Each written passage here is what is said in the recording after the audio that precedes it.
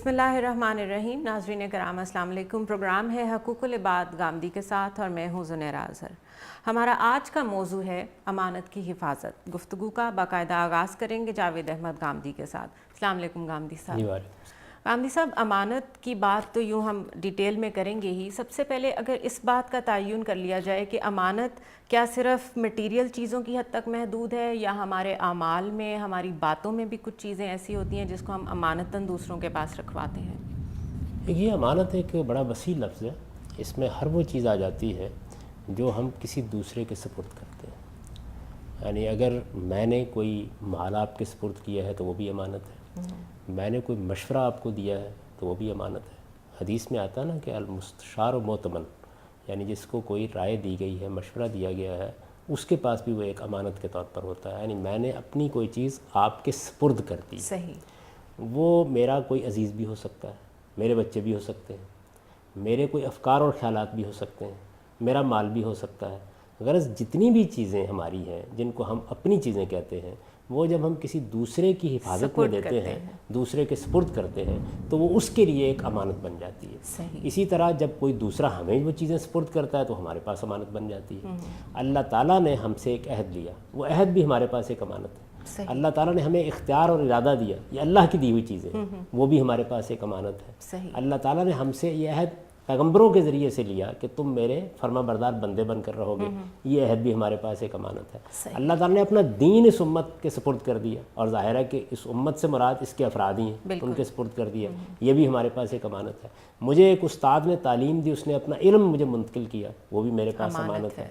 तो दर हकीकत ये बड़ा वसी लफ्ज़ है जिसमें आपकी पूरी ज़िंदगी में जो कुछ आपको दूसरों से हासिल होता है, खा वो अल्लाह ताला से हासिल हो, खा वो आपको वालिदैन से हासिल हो, खा वो आपको असातिज़ा से हासिल हो, खा वो आपको अपनी कौम और अपने मुल्क से हासिल हो, अपनी रियासत से हासिल हो, वो आपके पास एक अमानत है।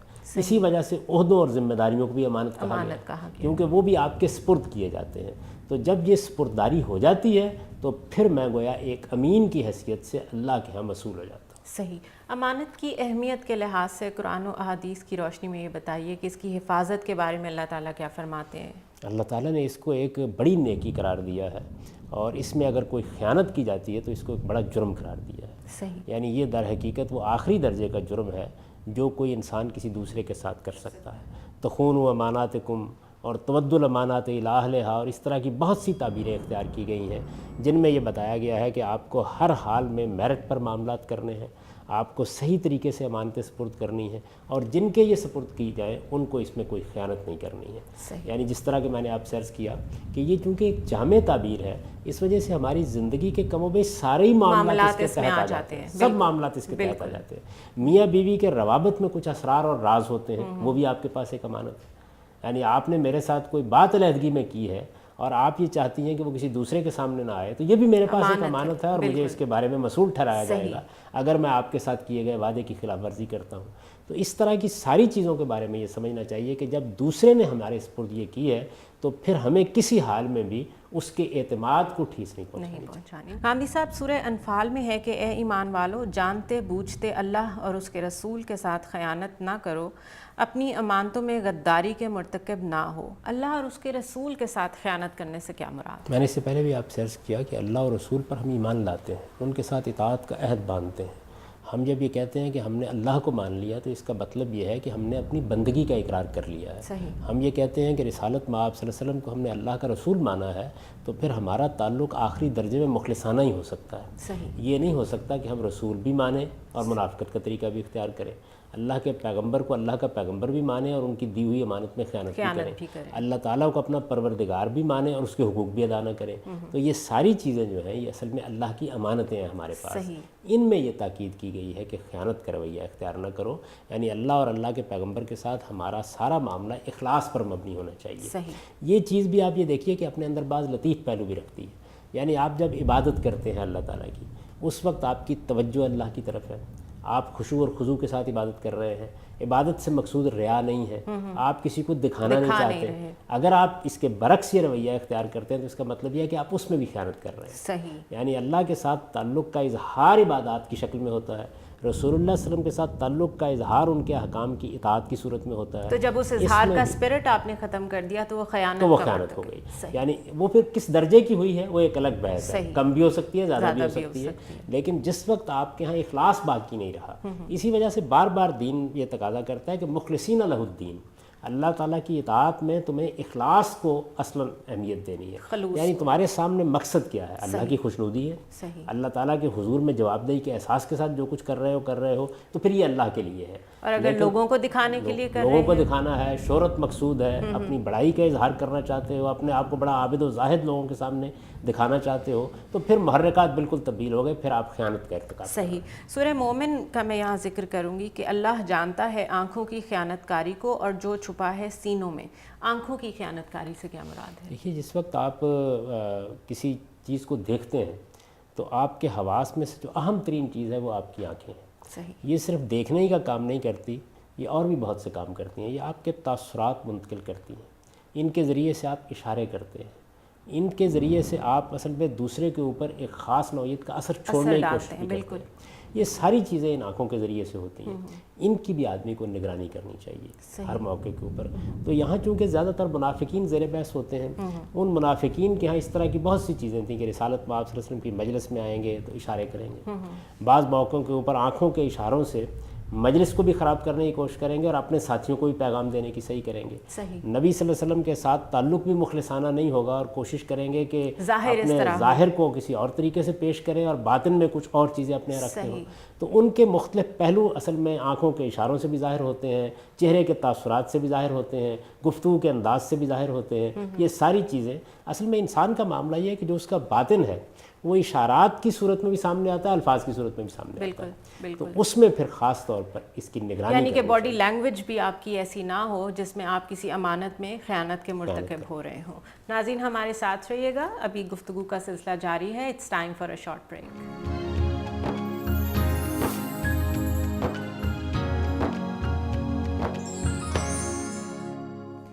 ویلکم بیک ناظرین. حقوق العباد گاندھی کے ساتھ میں آج ہم امانت کی حفاظت کو ڈسکس کر رہے ہیں. گاندھی صاحب، کوئی اوصاف ہیں ایسے جو قرآن کریم بیان کرتا ہو کہ ایسے شخص کے پاس امانت رکھوائی جانی چاہیے؟ یہ تو قرآن کا موضوع نہیں ہے. ظاہر ہے کہ ایک اصولی بات ہر آدمی کو معلوم ہونی چاہیے، اور وہ یہ کہ جب آپ کو یہ امانت دوسرے کے سپرد کرنی ہے تو آپ یہ دیکھیں کہ اس کا پچھلا کردار، پچھلی سیرت کیا رہی ہے. آدمی ایک دن میں تو آسمان سے اتر کر آپ کے سامنے نہیں آ جاتا. آپ اگر کسی کے پاس جاتے ہیں تو یہ خیال کر کے جاتے ہیں کہ اس کو آپ جانتے ہیں، پہلے سے اس سے کچھ معاملات پڑ چکے ہیں اور اس کا پس منظر کیا رہا ہے. یہ جاننے کے بعد ہی آپ امانت رکھواتے ہیں. لیکن بعض مواقع ایسے بھی ہوتے ہیں جس میں آپ کو ظاہری قرائن پر اعتماد کرنا پڑتا ہے. مثال کے طور پر آپ سفر میں گئے ہوئے ہیں، کسی شخص کے ساتھ کوئی ایسا معاملہ پڑ گیا ہے کہ جس میں آپ کو اپنی کوئی چیز اس کے پاس رکھوا دینی ہے. 2-4 دن کی ملاقات ہے، اس میں بہرحال قرائن کی بنیاد پر آپ فیصلہ کر لیتے ہیں کہ ٹھیک ہے. اور بعض اوقات یہ بھی خیال کر لیتے ہیں کہ اگر اس کو ضائع ہونا ہے تو میرے پاس کوئی دوسرا راستہ بھی نہیں ہے، تو وہیں رکھوا دیتے ہیں. تو اس لیے اس چیز کو دین یا مذہب کا موضوع نہیں بنایا گیا، بلکہ آپ کی عقل اور آپ کے علم اور آپ کے شعور پر چھوڑ دیا گیا ہے کہ آپ اس کا خود فیصلہ کر لیں کہ کون آدمی اس کا اہل ہو سکتا ہے. چیز آپ کو عزیز ہے تو ظاہر ہے کہ آپ کے اندر خود اس بات کے داعیات ہوں گے کہ آپ دیکھ کر کسی کے سپرد امانت کریں. مذہب کا عمومی موضوع یہ ہے کہ جہاں آپ کے بڑی غلطی کھانے کا امکان ہوتا ہے یا جہاں آپ کے پاس کوئی عقلی بنیاد نہیں ہوتی فیصلہ کرنے کی، وہاں وہ رہنمائی کرتا ہے. باقی چیزوں میں چونکہ اللہ کی دی ہوئی ایک بڑی نعمت آپ کے پاس عقل ہے تو وہ آپ ہی پر چھوڑ دیے جاتے ہیں. صحیح.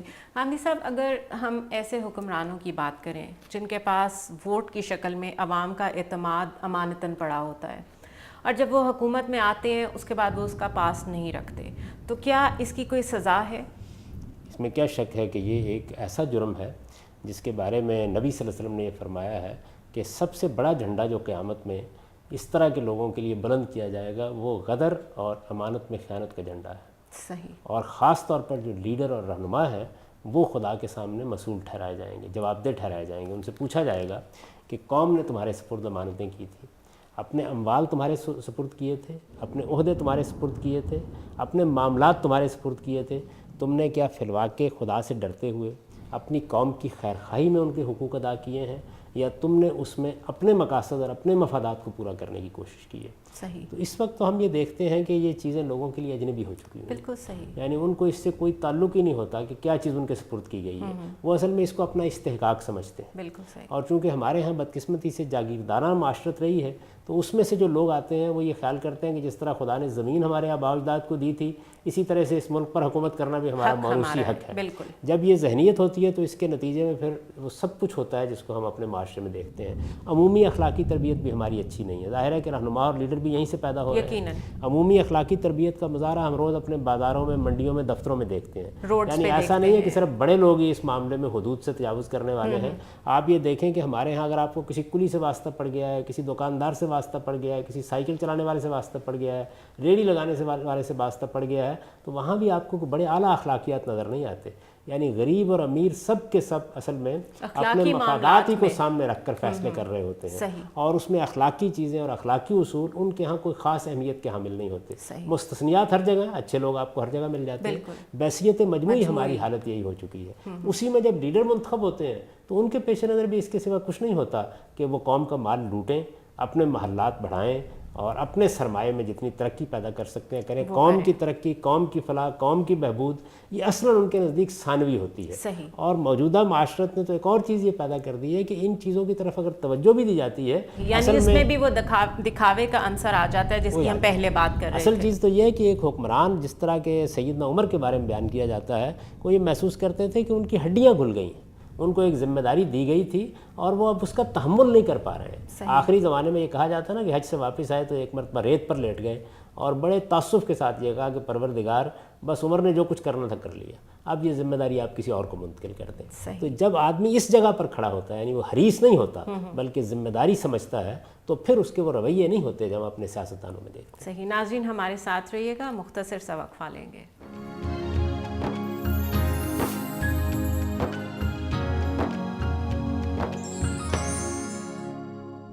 ویلکم بیک ناظرین. حقوق العباد گامدی کے ساتھ میں آج ہم امانت کی حفاظت کو ڈسکس کر رہے ہیں. گامدی صاحب، جس طرح ہم نے حکمرانوں کا تذکرہ کیا جن کے پاس ہمارے ٹیکسز، ہمارا ووٹ امانت ہوتا ہے، اسی طرح معاملہ مجھے لگتا ہے علماء کا بھی ہوتا ہے. وہ کسی بھی طرح کے ہوں، وہ جس بھی مسلک سے تعلق رکھتے ہوں، لوگ ان پہ اعتماد کرتے ہیں، ان کے پاس سوال لے کے جاتے ہیں، ان کے پاس معاملات لے کر جاتے ہیں. جب تمام ایسے لوگ جو کہ علماء کے درجے پہ فائز ہیں اپنے اپنے مسلک کو سپورٹ کرنے کے لیے قرآن سے ڈیویٹ کر کے جواب دینا شروع کر دیں، تو کیا یہ بھی امانت میں خیانت ہے؟ اس میں کیا شک ہے؟ دیکھیے، علم ایک بہت بڑی امانت ہے. اللہ نے آپ کو دین کا علم دیا ہے تو آپ کو پوری طرح اس کے ساتھ دیانتدار ہونا چاہیے. صحیح سچی بات آپ کو ہر حال میں کہنی چاہیے. عالم کی ذمہ داری تو کئی پہلوؤں سے بڑی غیر معمولی ہے.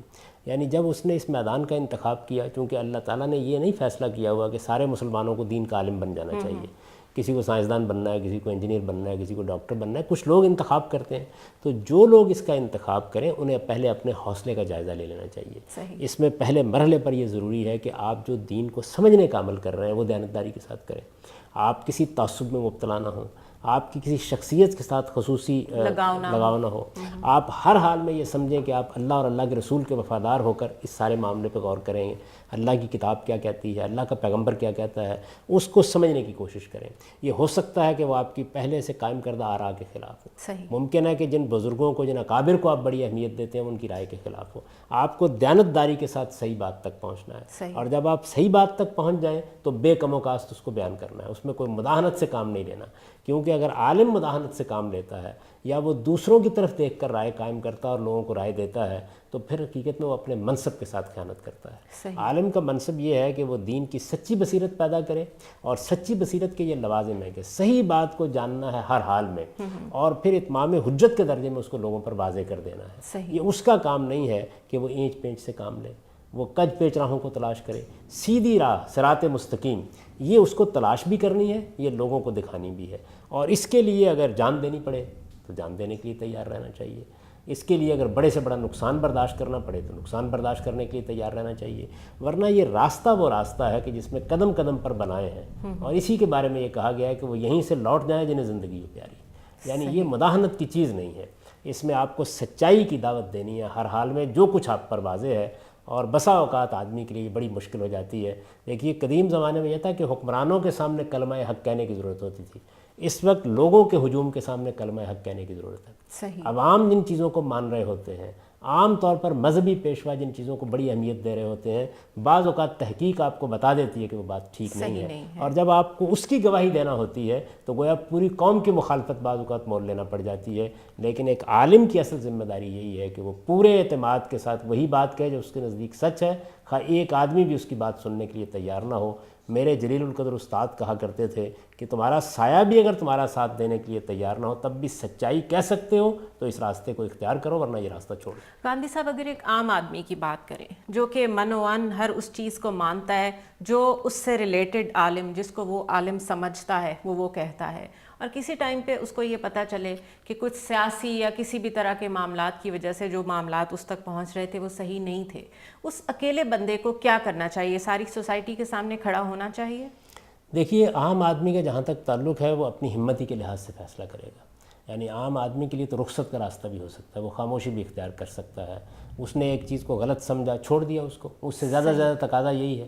اپنی ذاتی زندگی میں وہ اس نقطہ نظر کو اب نہیں اپنائے گا یا اس رائے کو نہیں اختیار کرے گا. یہ ذمہ داری تو ہر شخص پر عائد ہوتی ہے. لیکن لوگوں کے سامنے اس کی گواہی دینے کا کام ظاہر ہے کہ یہ ایک مشکل چیز ہے. تو اس میں ایک عام آدمی رخصت کا راستہ بھی اختیار کر سکتا ہے، لیکن عالم کے لیے اس کی گنجائش نہیں ہے. اس کو تو بہرحال سچائی کی گواہی دینی ہے، کیونکہ اس نے جب اس منصب کو اختیار کیا ہے تو یہ اس منصب کا لازمی تقاضا ہے. بحیثیت مجموعی سب مسلمانوں سے یہ کہا گیا ہے کہ کونوا قوامین للہ شہداء بالقسط. یعنی ایمان والوں کو دو جگہ مخاطب کر کے یہ کہا گیا ہے کہ حق کی گواہی دینے والے بنو، اور واضح کر دیا گیا ہے کہ یہ گواہی اگر تمہیں اپنے اعزہ اقربا، اپنے رشتہ داروں، اپنے تعلقات، روابط، خاندان کے خلاف دینی پڑے تب بھی یہ گواہی دو. اور کسی قوم کی دشمنی بھی تمہیں اس پر آمادہ نہ کرے کہ تم حق کے سوا کوئی بات کہو. یہ تو ایک ذمہ داری ہے جو ہر مسلمان پر عائد کی گئی ہے. یعنی ایمان کے جو تقاضے ہیں ان میں ایک تقاضا یہ ہے کہ آپ قائم بالقسط ہوں، سچائی کی گواہی دینے والے ہوں.